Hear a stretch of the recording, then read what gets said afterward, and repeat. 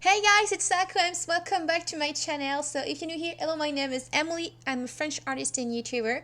In this week's video, I'm going to do a speed paint, well, not really speed paint, took actually 3 hours, into my Strathmore gray tone paper pad.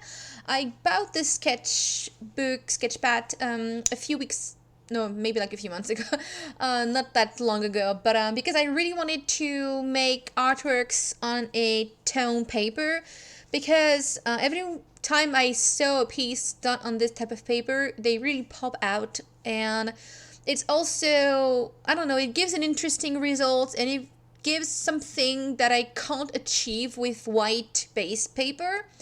I'm not sure if it's the paper kind or if it's just the color of the paper, but I've been using it for the last 2 to 3 weeks, and so far I have done about 6 artwork. I believe I did like 6 artworks, and I'm so into it. I just really like how not like easy, it's not like easy to use. It's definitely a technique that I had to like change as I was working, compared to what I usually do with like a regular Copic Marker like paper kind, but it's still pretty much almost the same ways.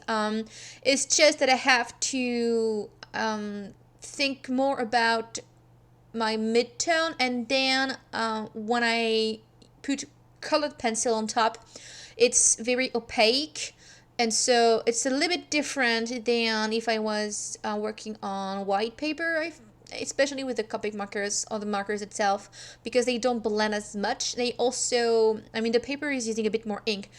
But yeah, I really enjoyed working with it. The couple first artwork that I did, I haven't recorded the process, and so for this week's video, I was like, you know what, I want to do another one, because I am at the moment working on a series of artworks that I want to put on my Etsy store. I'm trying my best to do like different kinds of like different pieces, but on the same paper with the same feeling, I suppose. And I'm going to do about 10, I think, and I will add them to my Etsy store with some mystery bags, because last week, if you've been following my channel, I didn't post a video because I was at my first convention in years, and there's not a lot of places where I can do that. And the last 2 years there was a convention in my city, but I didn't know if it's worth like spending the money to get the artist table, because of the venue itself. It's not that large. I wasn't sure of like how many people would show up, and so I was wondering if I should still do it. And a friend of mine said that basically with what I do, it's pretty much where I for sure be able to sell, because that is my demographic. It's a pop culture or a geek culture type of events, and there's a lot of people who are into anime, manga, and fantasy, and sci-fi, and comics, and all those things. And so with what I do, it's pretty much one of the places, if not the only place, where I'm 100% sure I will find an audience. And so she kind of convinced me to try it out. I was a little bit late into signing up. I almost missed the deadline, but I did sign up because I was able to pay for the artist table thanks to you guys and to anyone who basically bought stuff on my Etsy store last month, and especially the coloring book sales. I was able to fund this artist table and a lot of the merchandising that I was selling. And I'm so happy because within the first day I actually paid it back, and I also made some nice profit, which basically makes me very happy. And it's been basically like a crazy journey for me the last couple months, because I'm able to support myself, and I'm definitely happier, not because of the money I'm making, but because I'm proud of how I do things. I manage my time better. I'm just a more positive person. I'm just content with what I have. People who like what I do just, follow my lead. Like, I'm not trying to convince anyone anymore. I am just trying to be proud of myself for me. And yeah, that's basically also why I wanted to take part into this convention, because I knew that I had to see real people and to have like actual feedback from them. And everyone who stopped by my table, they just kept on coming back, and they really enjoyed what I was doing. And so they also a lot of people bought like my art book and the coloring book, and also I was doing some portraits of the visitors. So yeah, it was a nice, very nice weekend. Very exhausting, but really nice.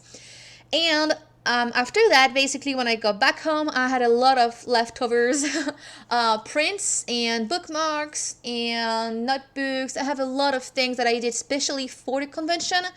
And I was wondering, like, how basically to relaunch in a way my Etsy store, because I've been selling my art book and my coloring book for 3 months now, and I think it's about time to switch things up and do things that are a little bit different. I also am working on a new coloring book, but before I launch that, I have decided to do mystery bags along with original artworks. I will probably still include a preview of the kind of artworks or something, and you will just get a random selection of such designs. But because I still want to make those Sakuems baggies, or whatever you want to call it, Sakuems mystery bags, kind of special, I really just wanted to add an original artwork to it. And so basically, how I'm going to do that is every single bag is pretty much almost the same cost as just the original artwork. And so that means I'm getting a little bit less money, because of course it costs a bit more to me to print and stuff, but because it's already been done, I'm not actually spending more money. It's already being like paid, you know what I'm saying? So yeah, I think it's kind of nice for me to do those little baggies, because the value itself, if you were buying every single print separately plus the original, it will get to a very high total of like, I don't know, like $100. So it's going to be a lot more affordable, but still you get what you paid for. And I just figured it would be nice. So yeah, that is basically why I'm doing this little Kitsune Fox girl artwork. I enjoyed so much working on this. Definitely not as minimalist as I was going for.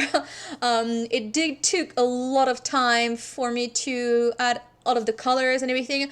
I did my first sketch with like regular pencil. I was using the Colorase Prismacolor Colorase gray pencil. Then I had it on top, just a little bit of black liner to define it a tiny bit more, and I worked with the Copic Marker and also a few of my promarkers, because I didn't want to waste as much of my Copic ink, because the paper itself is drinking the colors and it looks kind of weird at first, but I know that with my colored pencil I will bring the light back in the midtones, because the color pencils are opaque.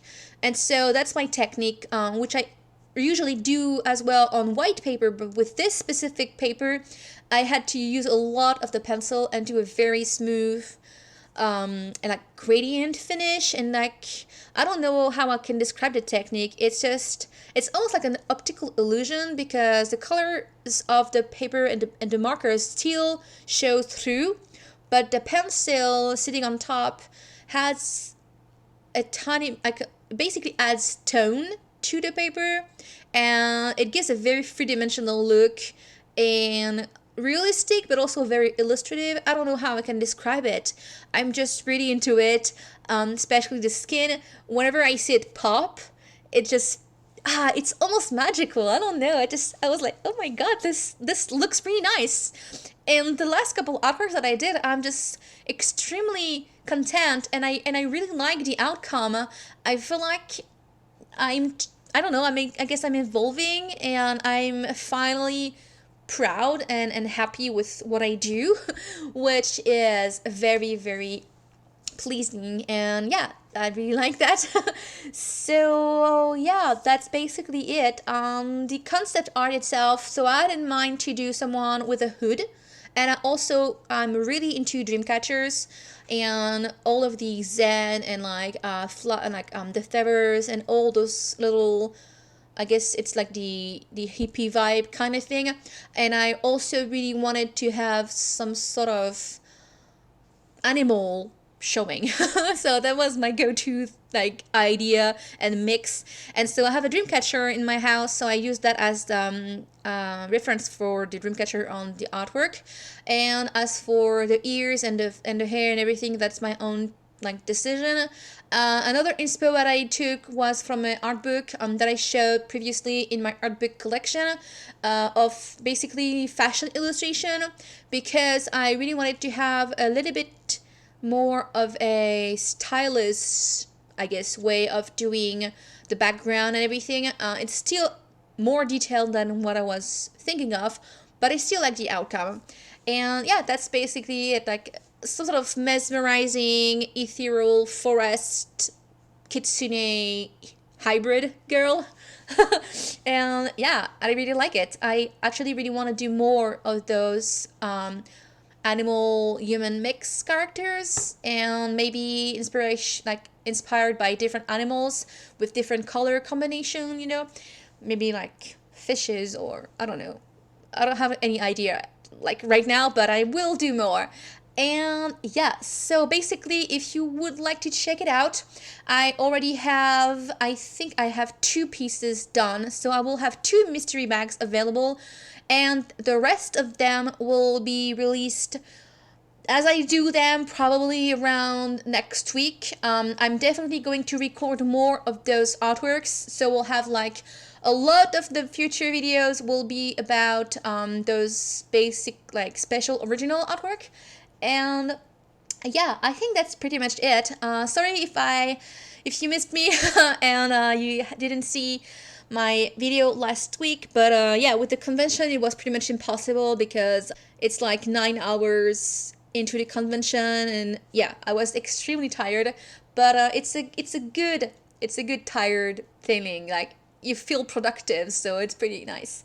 Anyway, thanks. That's pretty much it. I hope that you enjoyed the piece. I am really happy with the results, and also really like the hair and the way I colored things. It's a little bit more, I don't know, the flow of it makes me happy, and I definitely want to do more of those, like the style of the artwork is really what I'm looking for. I think that's pretty much it. So if you'd like to check it out on my Etsy store, I will put the link in the description right below the video. I will also have the ID card, and if you'd like to see more of my content, then don't forget to subscribe and also turn on the bell icon so you don't miss any videos. And if you like the video, don't forget to give it a thumbs up and also the comment, because it really helps a lot. And if you really like it, it will be amazing if you could share it on your Facebook or Twitter or anywhere you would like. Thank you so much for watching, you guys, and I'll see you next week. Bye bye.